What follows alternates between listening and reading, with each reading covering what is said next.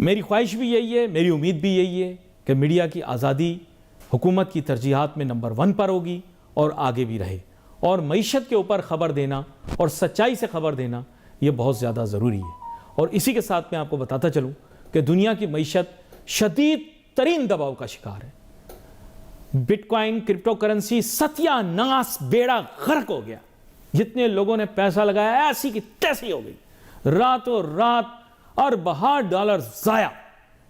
उसमें पाकिस्तानियों का पैसा भी शामिल था। हम तीसरे नंबर पर आते हैं दुनिया में क्रिप्टो करेंसी अडॉप्शन में। सत्यानाश, ज़ाया, तबाह, बर्बाद। फिर उसके बाद सोना चांदी। सोना चांदी के अंदर क्योंकि पाकिस्तानियों की आदत ये कि हर उस चीज़ के पीछे भागना, चढ़ते सूरज को सलाम करना, जो ज़्यादा चमक रहा हो उसके पीछे जाना। तो जब किसी चीज़ की वैल्यू कम होती है, जैसे आपने प्रोग्रामात में देखा होगा, मैं कभी सोलिसिट नहीं करता फाइनेंशियल एडवाइस, लेकिन मैं हमेशा ये बताता था कि जो मार्केट ना चल रही हो ना बेटा, उस पर नज़र रखो जिसमें पोटेंशियल हो। जो चढ़ चुकी हो, आप जब स्टॉक मार्केट बेटा गिरेगी ना, खुदा न खास्ता फिर देखना तुम लोगों के साथ होगा क्या। इधर से उधर भाग रहे होगे, कोई बचाने वाला नहीं होगा। ये जितने सोशल मीडिया पे नचैया गवैया कहते थे ना स्टॉक खरीद लो, ऐसे मुड़ेंगे फिरेंगे जैसे तुम्हें कभी जानते ही नहीं। जैसे शौकत अजीज परवेज मुशर्रफ की फोटो देख के कहता है ना, मैं इन्होंने पहचानदा, आपको बिल्कुल ऐसे नहीं पहचानेंगे। ये जितने स्टॉक के गुरु बने हुए हैं, जिनको टका पता नहीं है स्टॉक एक्सचेंज क्या होता है, मेरे जैसे जितने बेवकूफ़ फाइनेंस की किताबें पढ़ते रहे, इकोनॉमिक्स की किताबें पढ़ते रहे, मैंने लिख भी दी फाइनेंस की किताब। हाँ, नेट पे जाके चेक कर लो, बहुत बिक्री है मेरी किताब। हाँ, हल्का लेते हो तुम लोग, मुझे हल्का नहीं लिया करो। इंसान जो है ना हमेशा लोगों की कदर करे, वो अच्छा है। कदर आप लोग नहीं करते हो ना, फिर लोग जब चले जाते हैं फिर उसके बाद किताबें लिखते हो कि यार ये बंदा अमेरिका जाने से पहले बड़ी अच्छी अच्छी बातें करता था, ये बंदा लंदन जाने से पहले बड़ी अच्छी अच्छी बातें करता था, जब शेख ने अपने पास नौकर रख लिया तो देखो इसने दुबई को कहां से कहां पहुंचा दिया। यार ये पाकिस्तानी था लेकिन हमने इसकी कदर नहीं की। मुझे याद आया, मेरे साथ आज मेरे फाजिल मेहमान जनाब शमीम फिरपोज साहब मौजूद हैं, जो कि साबिक सदर KCC आई हैं। मुझे याद आई एक बात, मैं इनको जिक्र करूंगा। पहले तो आपको अस्सलाम वालेकुम। वालेकुम अस्सलाम व रहमतुल्लाहि। मेरे एक अजीज दोस्त थे, उन्होंने दूसरी शादी कर ली, तो मैंने उनसे पूछा कि भाई कैसा चल रहा है। कह रहे हैं अली भाई शुरू में 2-3 महीने तो दूसरी वाली बहुत अच्छी लगी, लेकिन अब पहली वाली बहुत याद आती है। मैंने कहा अच्छा, बड़ी बा-वफा थी वो।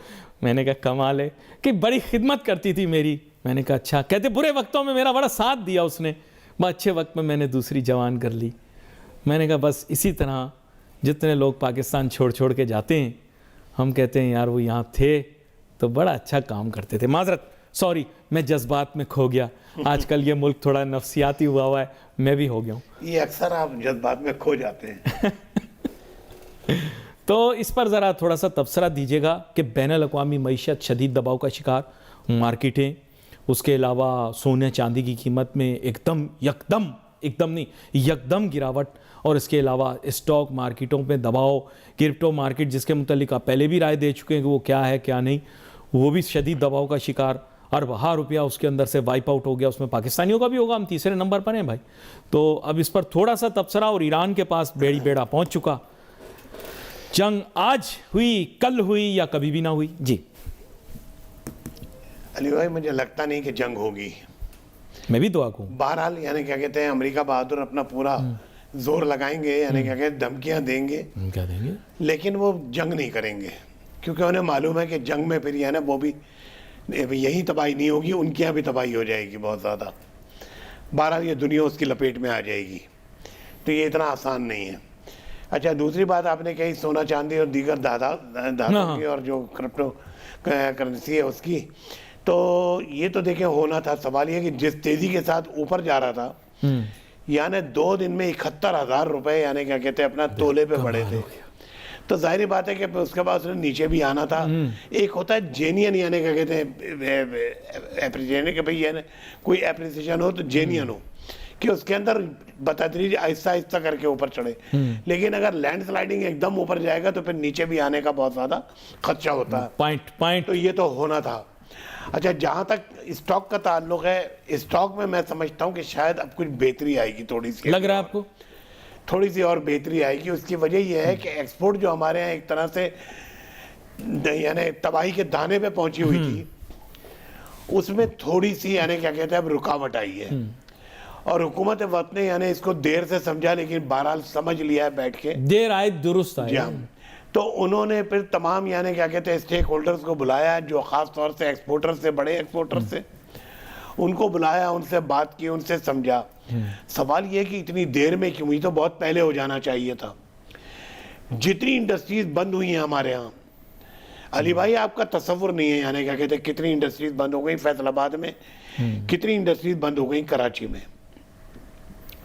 और बार बार मीडिया पे आता रहा, यानी खास तौर से प्रिंट मीडिया में आता रहा कि ये बंद हो रहा है, वो बंद हो रहा है, वो बंद हो रहा है, लेकिन किसी के कान पे जूं नहीं रिंगी। बार बार उनसे कहा गया, यहाँ तक कि गौहर एजाज ने हाथ जोड़ के कहा उनसे कि खुदा के वास्ते आप सुन लें, वरना एक्सपोर्ट खत्म है, बस बिल्कुल समझ लें आप। बताइए, एक तरफ इंडिया है वो तरक्की पे तरक्की कर रहा है, दूसरी तरफ बांग्लादेश है, कपास होती नहीं है लेकिन हमसे ज़्यादा एक्सपोर्ट है उनकी टेक्सटाइल की।